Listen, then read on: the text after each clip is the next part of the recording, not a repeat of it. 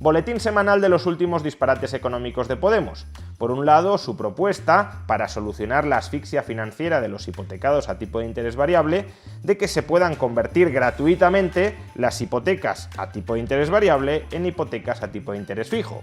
Por otro lado, su propuesta de sancionar a Ferrovial con la obligación de devolver todas las ayudas públicas que recibió durante la pandemia y que, según Podemos, fueron cruciales para lograr que esta empresa se mantuviera a flote. Dos despropósitos a cada cual mayor. Veámoslo. Durante los últimos días, Yone Belarra, secretaria general de Podemos y ministra de Derechos Sociales y Agenda 2030, se ha coronado en lo disparatado de sus propuestas de política económica. Y me estoy refiriendo a dos recientes ocurrencias de Unidas Podemos verbalizadas por Yone Belarra. Por un lado, solucionar el problema de la asfixia financiera que están experimentando muchos hipotecados a tipo de interés variable mediante la aprobación de una ley que imponga la conversión gratuita de hipotecas a tipo de interés variable en hipotecas a tipo de interés fijo. Y por otro lado, sancionar a Ferrovial por el hecho de irse de España con la obligación de devolver todas las ayudas públicas que ha recibido durante los últimos años y que permitieron, según Yone Belarra, que esta compañía se mantuviera a flote. Empecemos analizando la primera de las propuestas, es decir, la gratuidad obligatoria de la conversión de hipotecas a tipo de interés variable en hipotecas a tipo de interés fijo. Ayer hicimos otra nueva propuesta para facilitar que la gente pueda pasarse de una hipoteca de tipo variable a una hipoteca de tipo fijo de manera completamente gratuita y de manera estructural.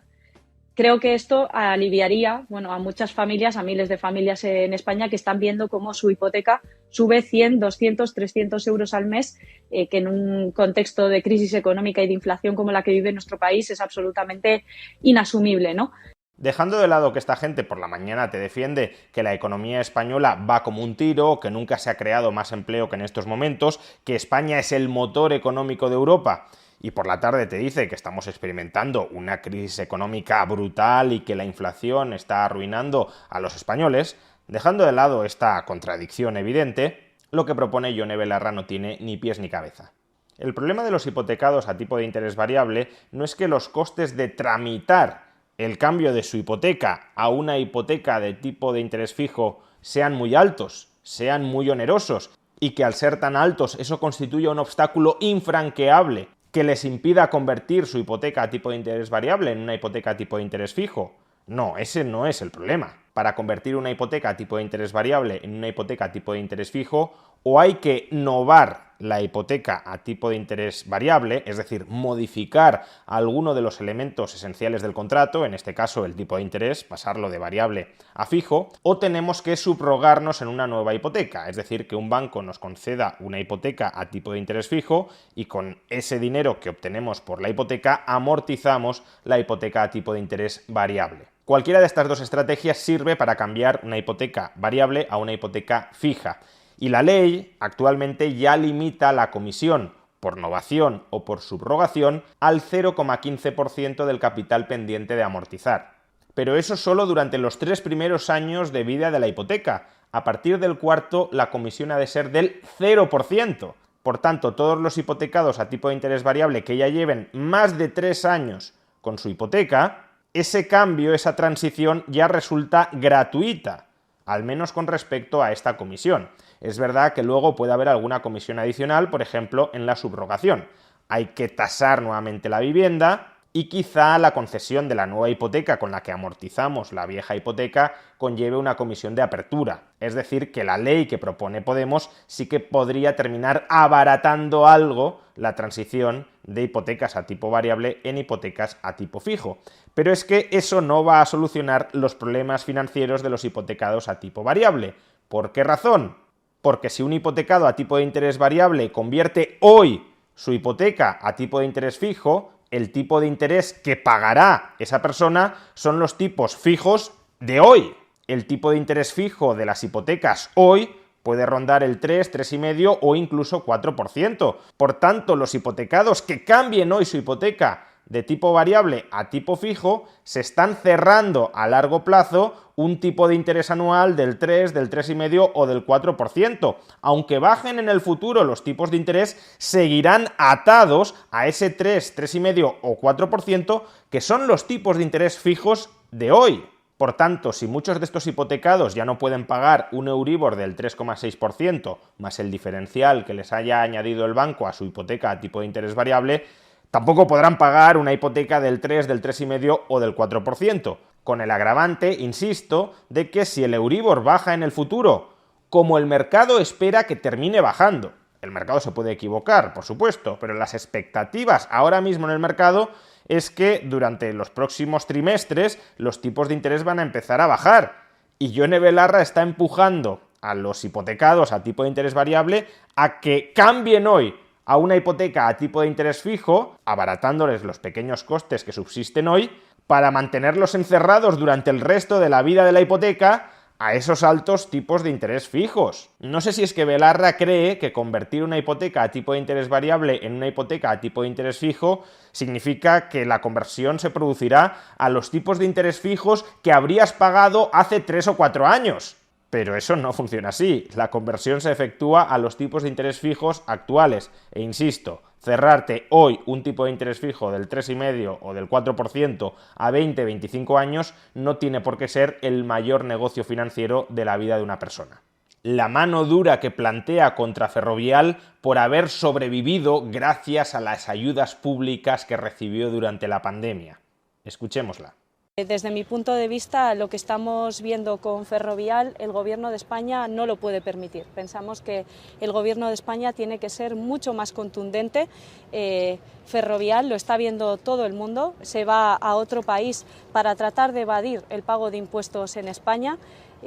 Eso es reírse a la cara de los españoles y las españolas que con su dinero, con el dinero de sus impuestos, con dinero público, dieron ayudas en lo peor de la pandemia a una empresa como esta, se mantuvo a flote gracias a las ayudas públicas y hoy lo que estamos viendo es que en tiempos de bonanza, bueno, pues cogen las cosas y se van.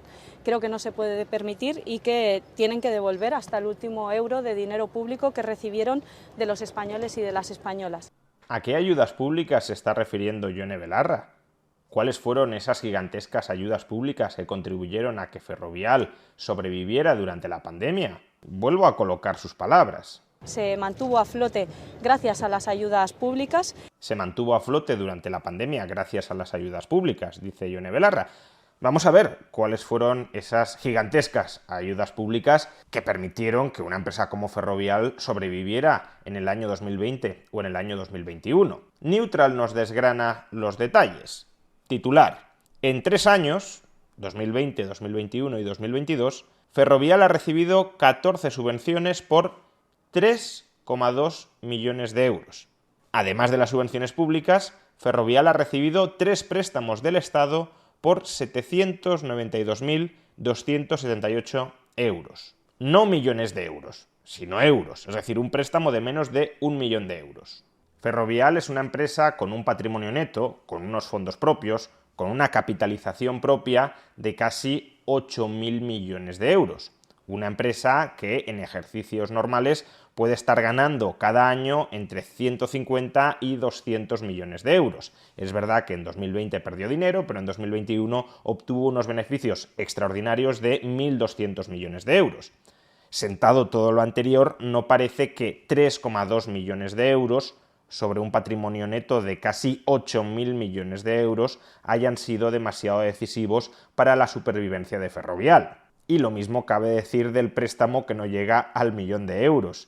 Los pasivos de Ferrovial, el conjunto de las obligaciones financieras de Ferrovial, superan los 18.000 millones de euros. No parece, por tanto, que Ferrovial tenga un enorme problema para captar financiación en los mercados por importe de menos de 1 millón de euros, cuando ya capta más de 18.000 millones de euros. Pero claro, uno se podría plantear, entonces si no lo necesitaban, ¿para qué se lo dieron? Y desde luego uno se puede oponer a las subvenciones públicas a empresas privadas. Yo me opongo radicalmente a ello. Pero no deberíamos engañar al personal con la finalidad de estas subvenciones. Yone Belarra da a entender que se le dio dinero, ayudas públicas a Ferrovial para posibilitar que sobreviviera, cuando el objetivo de estas subvenciones no era en absoluto reforzar la solvencia o la liquidez de Ferrovial. Estas subvenciones o estos préstamos se le dieron a Ferrovial para que aceptara gestionar determinados servicios municipales o participar en determinados proyectos en los que al Estado le interesaba que participara. Lo podemos leer en la misma noticia de Neutral. La multinacional ha recibido subvenciones de distintos organismos como la Agencia de Residuos de Cataluña, la Agencia Gallega de Innovación o la Fundación de la Energía de la Comunidad de Madrid.